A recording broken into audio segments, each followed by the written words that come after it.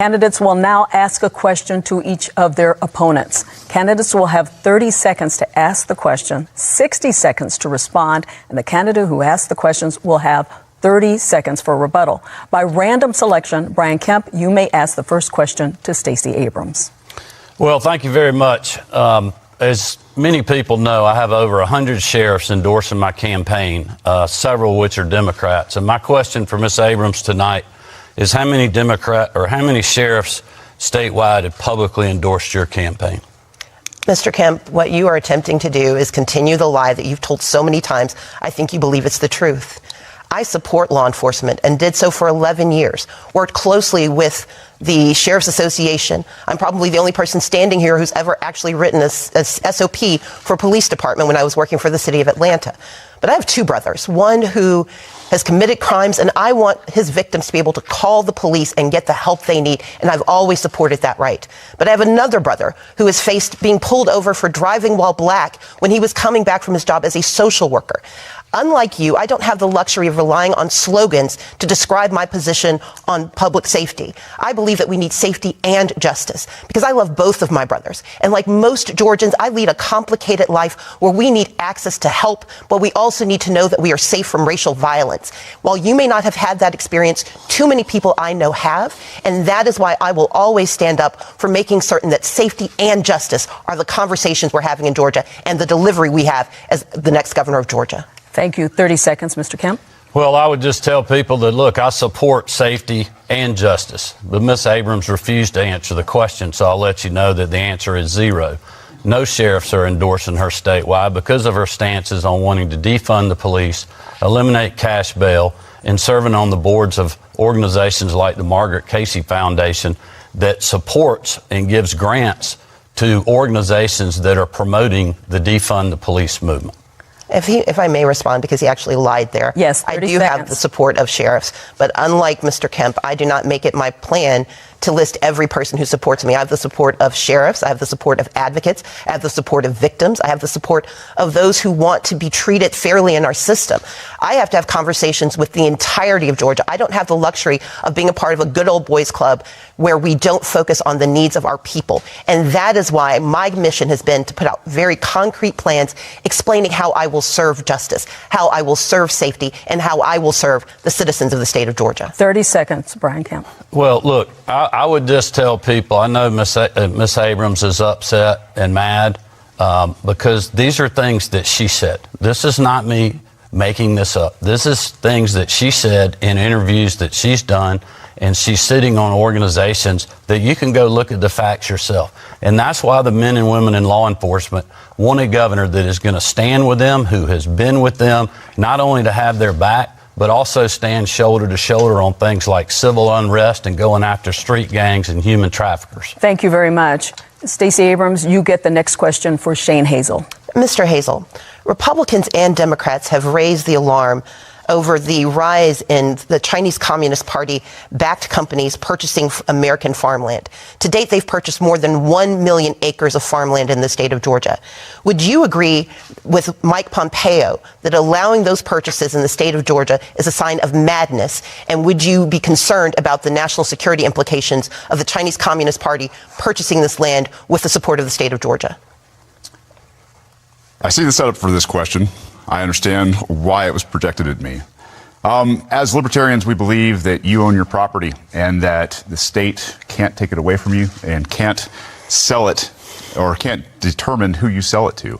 The CCP, obviously, which is going through its own internal unrest right now, I believe is probably purchasing this with things like central bank digital dollars and yuan, which are also coming down to a critical nature where people are in uprising in China.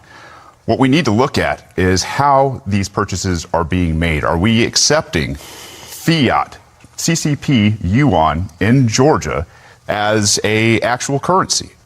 It's about as good as the U.S. currency, the fiat currency that we're about to have hoisted on us in terms of a CBDC. I'm not going to tell you or anybody else as governor how or who to sell your property to. And I imagine that in the end, the free market will work itself out. Thank you. Stacey Abrams, 30 seconds. The state of Georgia is watching our farmland be purchased by the Chinese Communist Party. And while that is not normally a conversation that we have, it is something that we should be concerned about. Agriculture is our #1 industry, and Georgia has 13 military installations. The fact that the state of Georgia is working with the Chinese Communist Party, using one of their technologies that both Donald Trump and Joe Biden have warned is very much a national security threat, should be of great concern to every Georgian.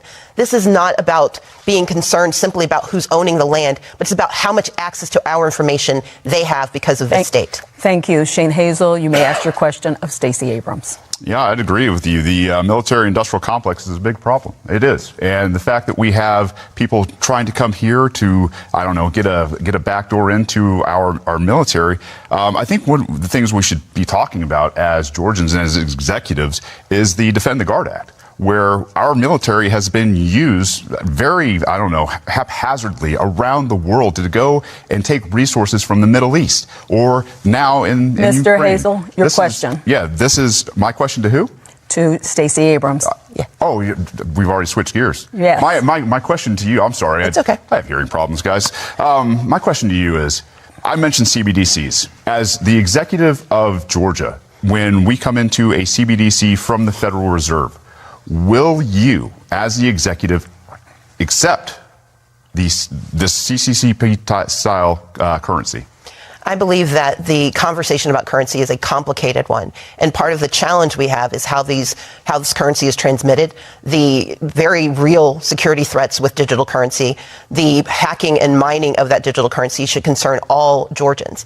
As the governor of Georgia, I will work very closely with the Federal Reserve, but also with the innovators and the entrepreneurs who do see an opportunity. But before we take a step forward that could put us at risk, our responsibility is to understand the complexity of what is happening with these transactions.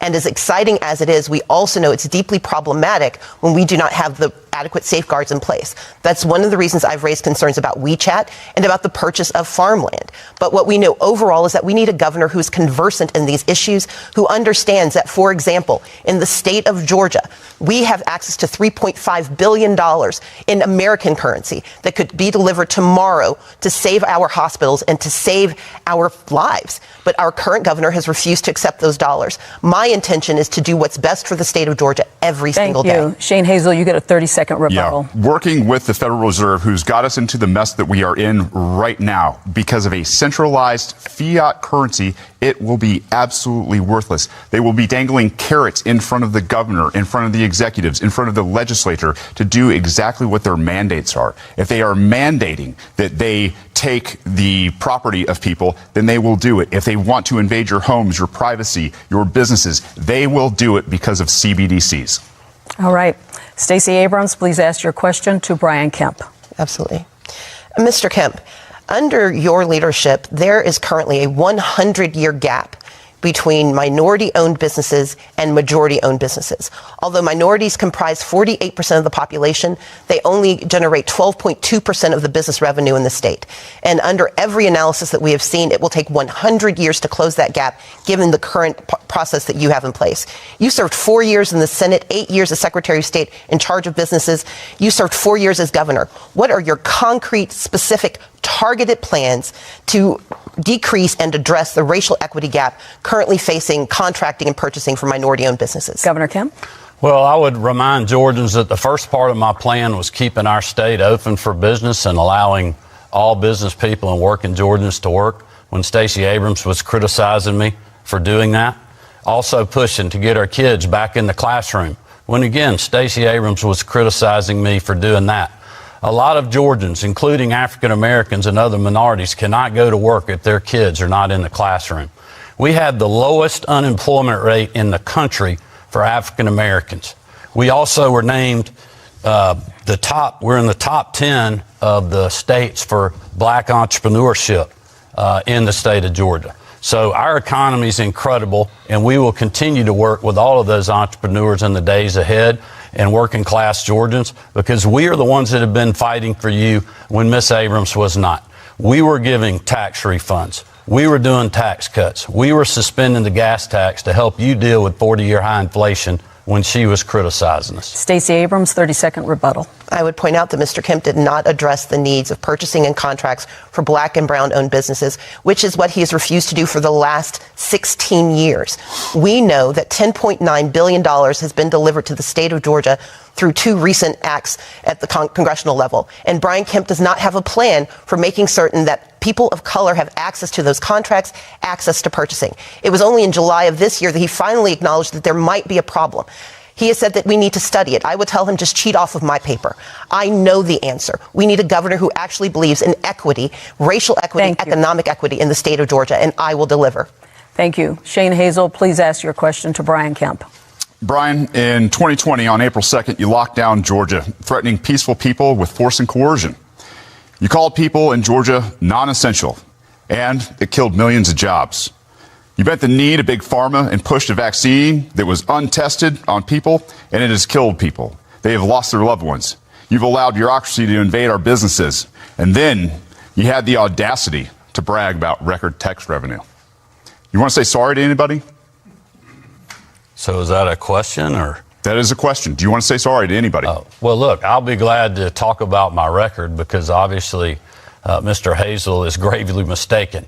If you look at the executive orders that I signed, we said every business in Georgia was essential. There was a few that we asked to help us stop the spread, flatten the curve, build PPE supplies and hospital bed capacities. Because unlike him, I was getting the calls from hospitals saying, hey, we are out of surgical gowns. We're out of masks. We need ventilators. And we were literally working 24/7 to supply those items while also keeping our economy open in this state. And as you know, I was the first state to open the small parts that we asked to close, and our recovery's been as good as any state in the country.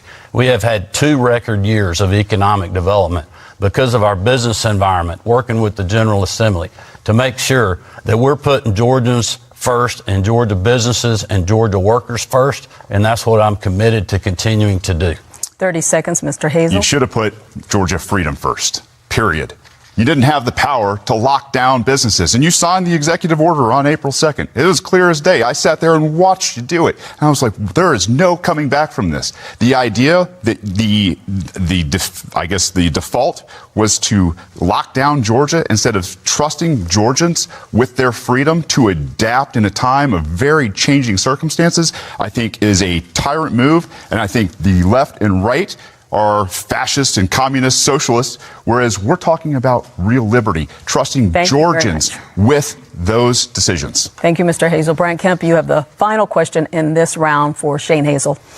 Well, I would just ask Mr. Hazel if he supports the things that we have done because we were open and Georgians were working and we've had excess revenue. So instead of doing big government... That's our tax money. Okay. Yeah, no, I don't support it because here's the thing is when we get to that point, when we talk about what you're doing. I was fixing to ask my finish your question. Please go ahead. I would just say, do you support the tax cuts we've done, returning $1 billion of taxpayer money and suspending the gas tax for Georgians to help fight through 40-year high inflation and bad domestic energy policy? Georgia, I hope you hear me when I say libertarians think taxation is theft. It's your money. It's your property. Yeah. You should be able to determine what you do with it. I don't support the fact that you haven't ended qualified immunity. I don't support the fact that you haven't ended civil asset forfeiture. I don't support the fact that you haven't ended the drug war. You haven't ended nonviolent crime. You haven't ended cash bail. You haven't ended no-knock raids. You haven't implemented community review boards. And you haven't banned blacked out cop cars that go after people for more money. It's ridiculous. De-escalation by the executive to leave peaceful people alone in the state of Georgia. That's my message to both of you, to everybody in the state who wears a badge. Stop going after peaceful people. Mr. Kemp, 30-second rebuttal. Well, that's simply not true. As Georgians know, I have followed the laws and the Constitution of this state. And I ran on going after criminal street gangs because I knew there was an issue in our state when other people wouldn't even talk about it and the media wouldn't acknowledge it. And you look at the amount of fentanyl that's coming across the southern border because of bad border policies from this administration. Every governor in the country is having to deal with that. So, yes, I'm going to go after bad people that are selling bad drugs and killing our children and our other citizens. The free market way to do that would be to allow cannabis and psilocybin to handle the mental health issues. Okay, well, I wasn't talking about cannabis. I was talking about deadly fentanyl. Gentlemen, stop busting them then.